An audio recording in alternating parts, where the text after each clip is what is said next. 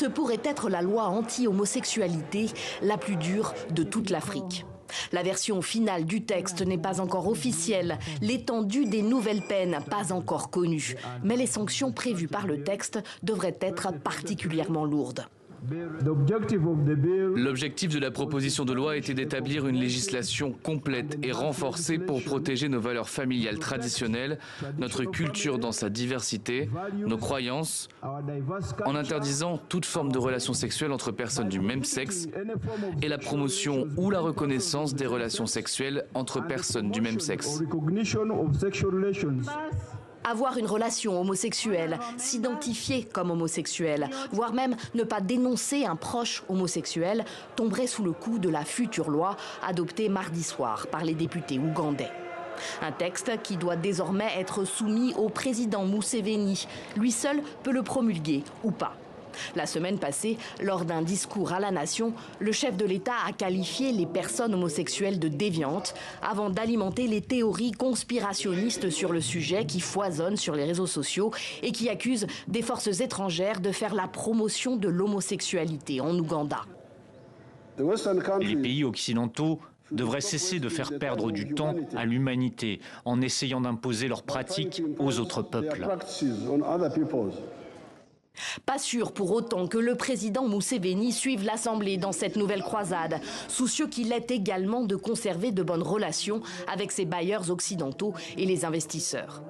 L'homosexualité a toujours été interdite en Ouganda. Après son indépendance en 1962, le pays a conservé la très stricte législation anti-homosexualité héritée des Britanniques. Mais personne n'a jamais été poursuivi dans le pays pour des relations consenties. Ces dernières semaines, la parole et les actes homophobes ont encore redoublé. Eric Daoula a été présenté comme homosexuel sur les réseaux sociaux par des inconnus. Le propriétaire de son appartement lui a depuis intimé l'ordre de quitter les lieux avant la fin du mois. On a peur. On ne veut pas être arrêté et faire la une des journaux. Je connais beaucoup de gens qui ont choisi de se refermer, de se cacher au plus profond d'eux-mêmes, parce qu'ils ont peur de sortir du placard. Un cas de discrimination parmi d'autres, alors que les ONG de défense des droits LGBTQ disparaissent les unes après les autres, comme celle de Frank Mushiga, fermée l'année dernière.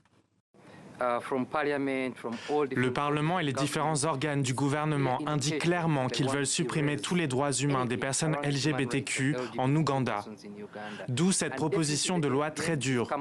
On a réussi à faire annuler le précédent texte porté par les députés et je pense que cela les a mis en colère. En 2014, en effet, la justice ougandaise avait bloqué une première proposition de loi approuvée par le président Museveni qui punissait les relations homosexuelles de prison à vie.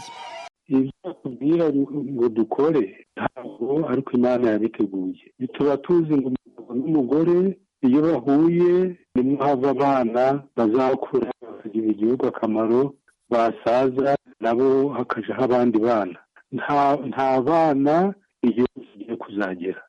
Niba dushaka ngo igihugu gitere imbere gikure, ntabwo kizakuzwa n'ibisimba n'inyamaswa n'abantu. Ariko se abo bantu bazava hehe niba tugize ngo umugabo aryame n'umugabo, umugore aryame n'umugore? Uku ni ukugoma kw'abantu niko tubitwara. Ejo bundi batangira kutubwira ngo turyame n'abakobwa, abakobwa baryame na base. Ibyo bintu bari kudushiramo batugaya kandi biguye umunsi twabyana. Nyakubahwa, iyo uvuze ngo ibintu barimo kubashiramo, bari kubashira mu mwanda, babashira muri ibyo bintu bushatse kuvuga ni bande? Ni ibihugu byo hanze, cyane cyane iby'abazungu. Nibo bagira bati icyo bashizeho, icyo bashatse, icyo bavuze, ni abirabura nicyo dukwiriye gukurikiza. Ariko uyu munsi abanyarwanda berekanye ko iyo atari yo nzira turakurikira. Niba tuvuga ngo ni human rights, uriya mwana utari wavuka, uba ushatse ngo avuke kugira ngo tuzakomezemo no kubaho, nta burenganzira bafite. Nyakubahwa, iyo uvuze ngo ni abazungu, ni ibihugu byo mu bazungu, ariko tuzi neza ko hano muri Uganda hariho abanyayuganda ubwabo bavuga ko bavutse kamere yabo ariko bameze kuko ariko Imana yabaremye. Ubwo rero ntabwo wabishigikira ku bihugu by'abazungu. Rero ntabwo ariko biri. Iyi ngeso irigwa barayigisha. nico kurebera igihugu cacu cari kimaze guterwa, amashuri reka bayinjiyemo n'ahandi hose bashaka ngo abantu bakurikize iyi ngeso. Ni ukuri kera na kera twahoze tugira iyi ngeso mu bantu bacu, ariko ari bitazwi no kumenywa, ari ibintu bigawa, ari ibintu byo tutakagize ngo twifurize abandi, byahozemo ni ukuri, ariko abantu ari ubusa, ari bakeya cyane cyane. Ikiriho muri iki gihe, muri iyi minsi ishize, binjiye amashuri yose bayinjiriye, ibitabo reka baranditse, no mu makanisa no mu makereziya bagiyeyo, twari twatewe nk'igihugu, nitureba twavuye tukagira tuti ntikikabe. Abo bantu kuko uvuze ngo bari binjiye mu mashuri baseseye imbere mu gihugu, kandi nyine iryo tegeko mwashizeho rigiye gukuraho kwamamaza no guteza imbere ibyo bikorwa, ariko se ubwo mu gihugu barinze kugera iyo ngiyo hose igihugu kirihe, ntabwo habayeho kurangara ku ruhande rw'ubutegetsi? Ni ukuri rwose urashikije kugira ngo babaze icyo, ariko ni abahanga mu gukora ibintu bwihishwa, ibintu babikoze bwihishwa, natwe twari twarasinziriye, ariko uyu munsi habayeho kubyuka kandi tumenya koko abantu ko bari bageze kure. Ni ingeso y'umwanda, kuko kugira ngo ubu uri umugabo uryame n'undi mugabo unyura mu kibuno cy'umugabo, ureba n'inyamaswa ko zidakoraga ibyo bintu, twabyanze tugira tuti ababikunze bashaka ahandi iyo baje gukorera uwo mwanda, ariko atari mu gihugu cyacu. Uzi neza ko mu mwaka wa 2013 itegeko risa nk'iryo ryakishijwemo, ndetse umukuru w'igihugu akarisinya akarishyiraho umukono, ariko riza guhakanywa. Abashinzwe uburenganzira bwa kiremwamuntu nabo bararyamagana. Na n'ubu iryo mwakishijemo abashinzwe uburenganzira bwa kiremwamuntu nka Human Rights Watch, indi miryango ndetse n'imbere mu gihugu hano muri Uganda bararyamagana, bavuga ko ari itegeko rishatse kuvangura abantu bake, minority, bakorera ibyo bikorwa zo guhonyora uburenganzira bwabo. Tugize ngo buri muntu wese akora icyo ashaka, niba ushaka kuryama n'inyamaswa uryame nayo, niba ushaka kuryama n'umubyeyi wawe uryame nawe.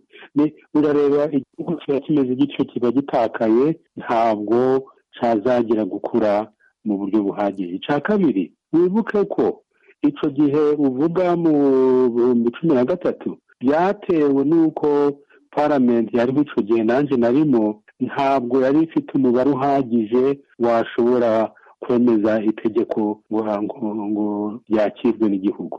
Uyu munsi twari twifuza 157, ariko twari dushangije muri 300, kuko itegeko riravuga ngo niba ushaka ngo itegeko rinyureho, muba mukwiriye kuba 1/3 cy'abayobozi bose. Uyu munsi barenze, kuko hariho kurakara, hariho kumaramaza ngo ntabwo turemera ngo abantu badusenyera igihugu. Murakoze cyane Honorable James Aboturo kwemera kutuvugisha nubwo amasaha yari yarenze. Murakoze, turagushimiye. Murakoze.